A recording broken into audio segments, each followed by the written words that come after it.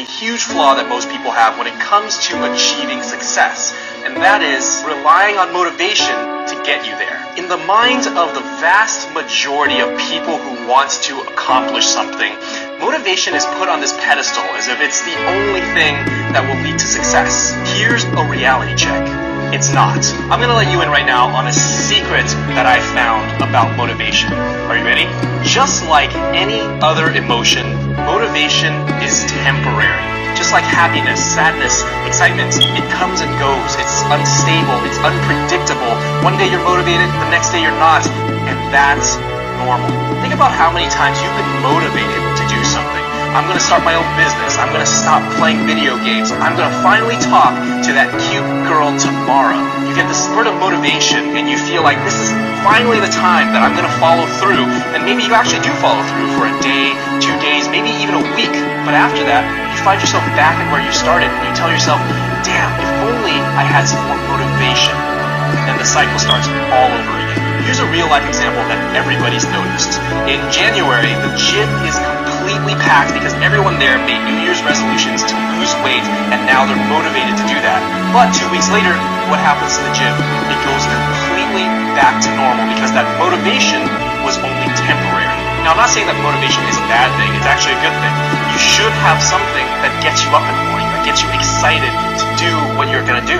For me, it's the memory of my parents and I living in a shitty one-bedroom scraping by month to month. I think about that almost every single day, and it motivates me to succeed. But I'm not just relying on that to get shit done day to day. You know what's great for getting you to finish what you started?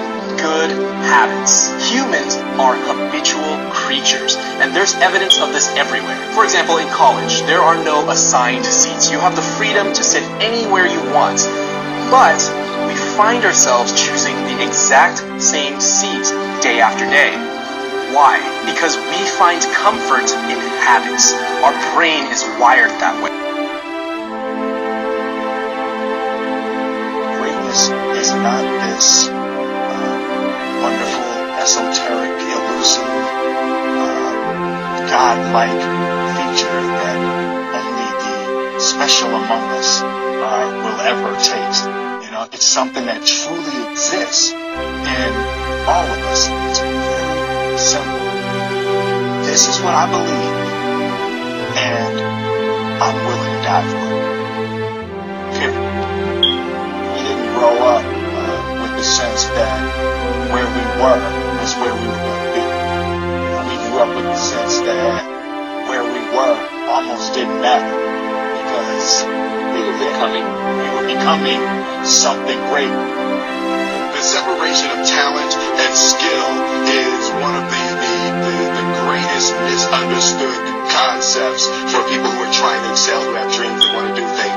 Talent you have naturally. Skill is only developed by hours and hours and hours of beating on your craft. I mean, I've never really viewed myself as particularly talented.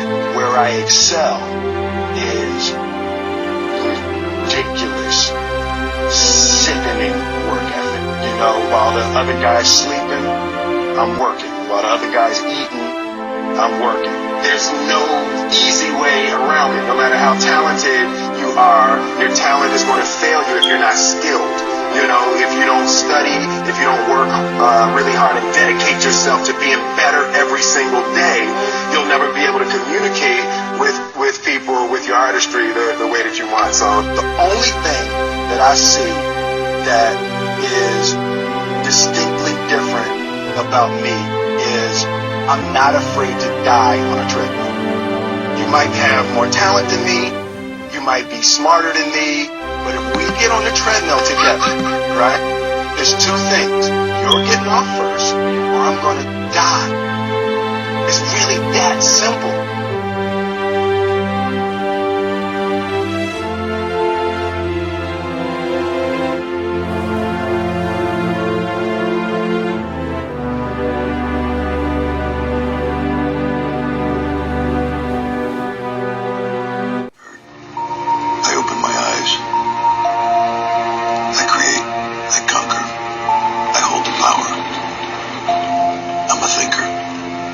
victory. I do not give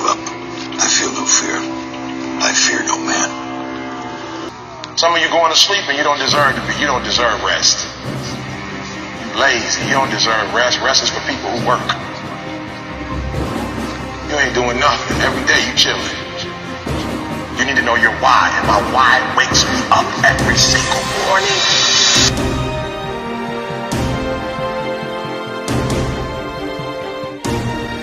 There was a young man who, he wanted to make a lot of money, and so he went to this guru, right? Told the guru, I want to be on the same level you are. And so the guru said, if you want to be on the same level I'm on, I'll meet you tomorrow at the beach at 4 a.m. He liked the beach. I said, I want to make money. I don't want to swim. Guru said, if you want to make money, I'll meet you tomorrow, 4 a.m. So the young man got there at 4 a.m. He all ready to rock and roll, got on the suit, should have wore shorts. The old man grabs his hand and said, how bad do you want to be successful? He said, real bad. He said, walk on out in the water. So he walks out into the water. Watch this. When he walks out into the water, it goes waist deep. So he like, this guy crazy. Adrian, like, I want to make money. He got me out here swimming. I didn't ask to be a lifeguard. I want to make money. He got me in. So he said, come on a little further. Walked out a little further. Then he had it right around in this area. His shoulder area. So this old man crazy. He making money, but he crazy. He said, come on out a little further. Came out a little further. Right in his mouth. My man like, I'm about to go back in here. This guy is mine. So the old man said, I thought you said you wanted to be successful. He said, I do. He said, walk a little further. He came, dropped his head in, held him down, hold him down. My man didn't scratch it, holding him down. I got you. I know you brushed it out, but I got you. He had him held down. I need you for an illustration. He had him held down just before my man was about to pass out. He raised him up. He said, I got a question for you. Somebody answered the question for me. He said, when you were underwater, what did you want to do? See, I'm looking for a different word, Brother Lip. What's that word? He said, I wanted to breathe. He told the guy, he said, when you want to succeed as bad as you want to breathe, then you'll be successful. The biggest thing that I ever found fascinating about motivation was just how much a lot of guys suffer because of it. And the reason why is because what'll happen is you get into what you call almost like your higher self, because your personality kind of shifts, and you think of all the things that you want out of life, how amazing your life could be, what it would look like if you actually went after your goals, and you completely resolve to go and do that. But then the next day, or even a couple hours later, hell, even a couple minutes later, what winds up happening is that you no longer have the drive to do so. There's no one trying to control you, but just the way that society works out, again, it's trying to be like, like the classic example that you'll hear like in Zen or stuff like that is, you finish kindergarten, you go to grade school, finish grade school, go to junior high, finish junior high, go to high school, theoretically go to college, get a job, get promoted, retire, and then the end is you die. And there is no complete. And the sheep, again, in one way of looking at it, among a million different ways you could, are the people who think there's going to be completion. And they are given a script by the wolves who then eat them. Okay, that's sort of the gist of it. The wolves are like, oh, no. Just take the little job, get a little wife, it's going to be complete, grow nice and fat, like that, right? And they eat you. So once I've made the decision to go, I'm going to stick to that decision. Why? Because if I fail in that decision, I will fail at my larger scale goals. This is a fascinating thing I've seen for years. Everyone I know who works a shitty job, not everyone, most people that I know who work a shitty job don't try very hard at their shitty job. This is very, very common. They don't try very hard at their shitty job. And their rationalization is, well, my boss is a piece of shit, or the customers are dicks, or this is just not my calling, so I don't have the motivation to work hard at this job. But everything is practice for the big show. Everything's preparing you for the big show. Most people think that the people that are at a very high level in society are cut from a different cloth. They think that they're literally a different breed than them, and that they can't get those things. So that's kind of interesting, right? And it's always kind of a shocker to have the myth of that person burst. Say that you were to hang out with Bill Gates for a week, and then you realize this guy's a completely regular guy. Holy shit, he's just like me. But the thing is, in some ways, it's almost worse in some ways, because learning how to cultivate that motivation to stick at some menial task day in and day out, it's actually like harder than you think, because your brain will trick you. You are your own worst enemy. But life is very confusing and it's hard to know what to do, but it's like, if you're gonna walk a path, then do the things to do it right. So I've chosen the path that I've chosen.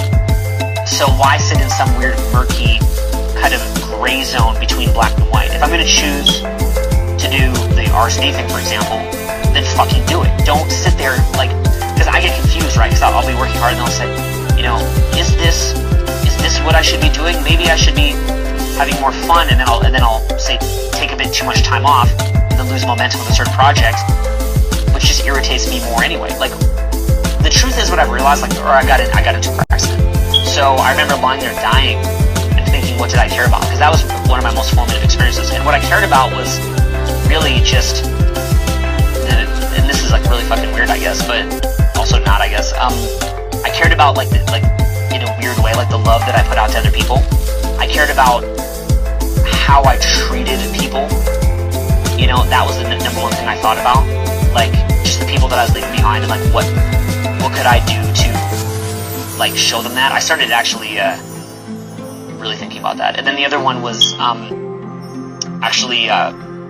thought about the work that I'd done, and was I proud of the work that I'd done and the energy that I'd put out there. Because essentially it's like you're like this little wave on the ripple of the ocean, right, that just crashes like that. So what energy did you put out there in your lifetime? And that can be a tough way to think too, because the truth is, you may make bad decisions and leave a bad imprint in life.